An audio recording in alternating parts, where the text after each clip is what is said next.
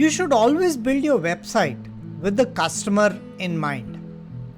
If you don't think of the customer, your website may just be an average information dumped onto the internet. Like I had said earlier, more the number of people who visit your website, the better recognition your website is going to get. Ideally, end of the day, the purpose of building your website is to actually reach a certain type of audience wherein you could benefit from it. Thank you and have a good day.